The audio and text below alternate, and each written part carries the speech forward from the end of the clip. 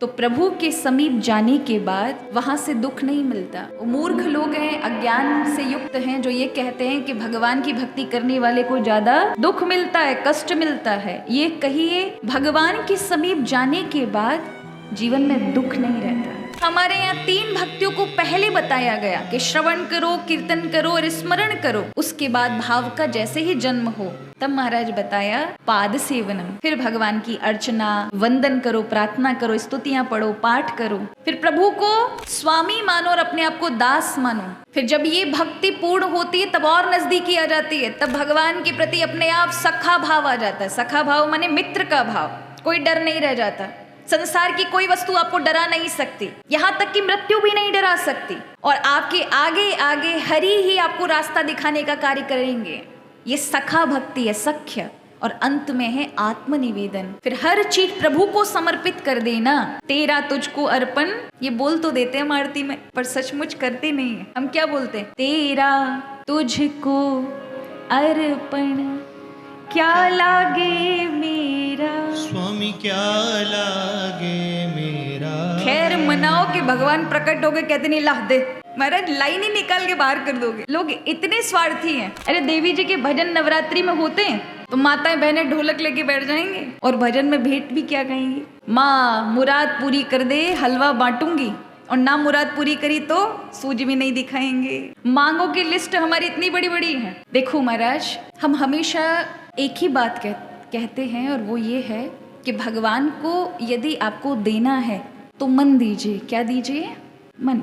प्रभु के समक्ष जाओ तो उनमें जैसे ही मन लगाओगे संसार की सारी चीजें आपके पीछे आएगी ही आएगी। लेकिन अगर मन नहीं लगाया, शरीर लगाया है तो कुछ नहीं मिलने वाला।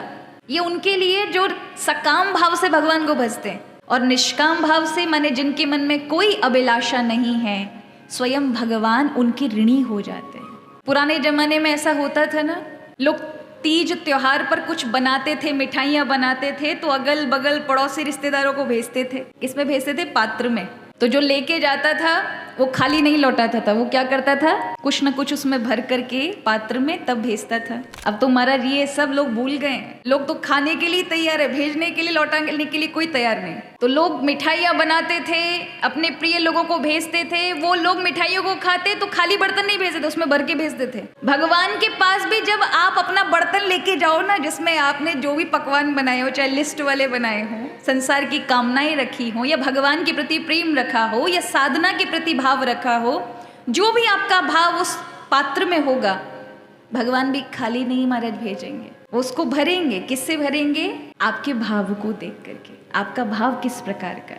तो प्रभु के समीप जाने के बाद वहां से दुख नहीं मिलता। वो मूर्ख लोग हैं, अज्ञान से युक्त हैं, जो ये कहते हैं कि भगवान की भक्ति करने वाले को ज्यादा दुख मिलता है, कष्ट मिलता है। ये कहिए भगवान के समीप जाने के बाद जीवन में दुख नहीं रहता, दुखों की निवृत्ति हो जाती है। या ये कहे, इसे दूसरे अर्थ में ये समझिए कि आप दुख में रहते हुए भी दुख जैसा अनुभव नहीं करेंगे, क्योंकि दुख को और सुख को देने वाला मन है। ये मन जब प्रभु में युक्त होकर शुद्ध हो जाता है तो महाराज फिर वहां सुख दुख जैसा नहीं, फिर वहां आनंद होता है। ऐसे समझिए, यदि पात्र गर्म है, बर्तन गर्म है, उबल रहा है उसमें से दूध, तो 2 ही कारण है, या तो उसे ठंडा होने दीजिए या फिर उसे कपड़े के माध्यम से उतारिए। अगर खाली हाथ उतारोगे तो क्या होगा? गर्म अगर पात्र है तो हाथ जल जाएंगे। संसार में यही 2 रास्ते हैं, या तो ठंडा होने दीजिए या तो धैर्य रखिए,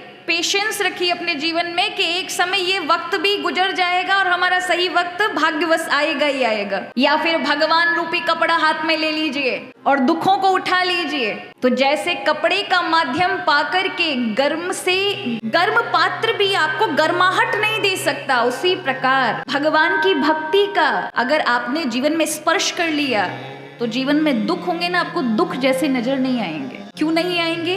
क्योंकि श्री हरि वहां सुरक्षा के रूप में है। उन्होंने आपके मन को खुद ग्रहण किया है, और जिसके मन की रक्षा स्वयं प्रभु करे महाराज, बात ही अलग है।